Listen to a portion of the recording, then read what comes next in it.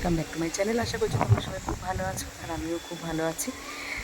আজকে হচ্ছে বৃহস্পতিবার, আর বৃহস্পতিবারে নতুন একটা দিনে নতুন একটা ভিডিও নিয়ে চলে আসলাম। কদিন ধরে তো লাগাতার বৃষ্টি হয়েই যাচ্ছে, তোমরা জানো।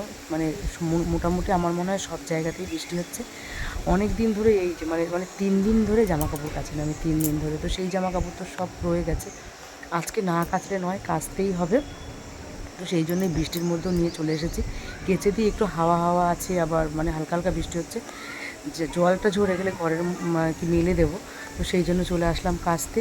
আর ছেলেকে আজকেও স্কুলে পাঠাইনি বৃষ্টির মধ্যে, কারণ সামনে দুদিন পর থেকে পরীক্ষা। তো সেই কারণে স্কুলে পাঠালাম না, একটু রাত্রে কাজ ছিল, সেই জন্যই আরও পাঠালাম না। তো যাই হোক, চলো, বৃষ্টির আবার কখন জোর চলে আসবে, এখনও কিন্তু ফিসফিস করে বৃষ্টি পড়ছে। তো যাই হোক, চলো কেচে নিই, ঠিক আছে? পরে আবার তোমাদের সঙ্গে কথা হবে, তাড়াতাড়ি করে ঝটপট করে কেচে নিই, ঠিক আছে? রাখছি। তো এই দেখো, এই যে এক গামলা এক বালতি, এগুলো কাচবো। জলটা চালিয়ে দিই, গামলাটা ভরুক। আর এই যে গাছে দেখো আজকে ফুল ফুটেছে, মা ওপরে এসেছিলো কিনা জানি না, হ্যাঁ স্নান করতে তো এসেছিলোই। আর এই যে 3টে ফুল ফুটেছে, তো এগুলো আমি পরে স্নান টান করে তুলে নিয়ে যাব। আর দেখো কি হাওয়া হচ্ছে, বাবা দেখো, ঝড়ের মতো হাওয়া। আর আসলে আমাদের ওই দিকটা তো বাঁধের ওই দিকে প্রচুর গাছপালা, তো সেই জন্য ওই দিকটা প্রচণ্ড হাওয়া হয়, আর ছাদে আসলে সেই। হ্যাঁ বন্ধুরা, অনবরত বৃষ্টি পড়ে যাচ্ছে। এখন এই যে কাঁচা হলো, আর ওই যে ওইখানটা বস্তা দিয়ে ওইভাবে চাপা দিয়ে রেখেছি, মানে জলটা ঝরে গেলে তারপরে ঘরে নিয়ে যাব। আর দেখো ক্যামেরায় জল পড়েছে, তাই একদম ঘোলা ঘোলা লাগছে। ছাদের অবস্থা খুবই খারাপ, তাই ভাবছি বৃষ্টির মধ্যে ছাদটা অন্তত একটু পরিষ্কার করে নেব।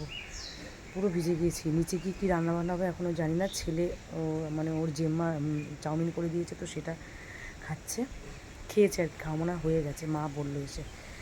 চলো তোমাদের দেখাই, ছাদটা আমি যতটা পারবো আজকে পরিষ্কার করে নেব। চলো দেখি যতটা পারি পরিষ্কার করে নিই। ছাদের অবস্থা খুব খারাপ, যেহেতু বৃষ্টি হচ্ছে, এখন পরিষ্কারটা করলে বেশ ভালো। এই দেখো বন্ধুরা, সব কটা টবের এই যে এরকম ঘাস হয়ে আছে, এগুলো কিছুটা পরিষ্কার করবো। আর এই দেখো ছাদের কী অবস্থা, এগুলো চেষ্টা করবো যে পরিষ্কার করার। দেখো কী অবস্থা, দেখেছো? পাতা টাতা পড়ে পচে একদম খারাপ অবস্থা। এই যে এই দিকেও আছে, এই দিকটাও ভাবছি, দেখা যাক কতটা কী করতে পারি। তাহলে চলো বন্ধুরা, আমি মানে একবার কাজে নামলে কাজ আর শেষ হয় না।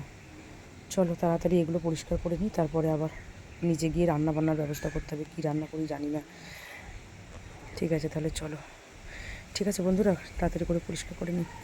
তো দেখো, সমস্ত ছাদটাই আমি পরিষ্কার করে নিয়েছি, একদম ঝকঝকে করে নিয়েছি। দেখো এইখানের টবগুলো সরিয়ে সরিয়ে ঝাড় দিয়ে পাতা, মানে ওই পাইপ দিয়ে জল দিয়ে দিয়ে ঝাড় দিয়েছি, ঝাঁটা দিয়ে। তো দেখো একদম কিন্তু পাতাটা তার কিচ্ছু নেই, পুরো পরিষ্কার করে দিয়েছি একদম, কোথাও কিছু নেই, দেখতেও বেশ ভালো লাগছে। আর এইখানটা একটু আছে, এইখানটা বহু সময় লাগবে, সেই জন্য আর এইটুকু ছেড়ে দিলাম, এটুকু বৃষ্টি হলে ধুয়ে চলে যাবে। এই দিকটাও কিন্তু আমি একদম পরিষ্কার করে নিয়েছি, অবস্থা খুবই খারাপ ছিল, তোমরা দেখেছো। তো এখানে সমস্তটা পরিষ্কার করেছে। মাজায় প্রচণ্ড ব্যথা বন্ধুরা, প্রচণ্ড ব্যথা, কী বলবো, মাজা সোজা করে দাঁড়াতে পারছিলাম। ঠিক আছে তাহলে চলো নিচে গিয়ে স্নান করে নিই। বন্ধুরা চলে এসেছি রান্নাঘরে এসে শুনছি মা বললো এই খিচুড়ি কর। তো এরকম খিচুড়ির সব রেডি করেছে, চাল, বাদাম, হচ্ছে ডাল। তো খিচুড়ি হবে আর এই ডিমের আমলেট হবে। তো চলো তাড়াতাড়ি খিচুড়িটা বসিয়ে দিই, কারণ প্রায় 12:30 বাজছে। তো আমি ছাদ থেকে নেমে স্নান টান করে একদম মানে ভাত টাত খেয়ে নিয়েছি, প্রচণ্ড খিদে পেয়েছিল, সেই জন্য থাকতে পারছিলাম না। খেয়ে দিয়ে নিয়ে এই যে নিচে এলাম। আর আজকে যে শাড়ি পরেছি একটু ঠান্ডা ঠান্ডা পড়েছে, সেটাই।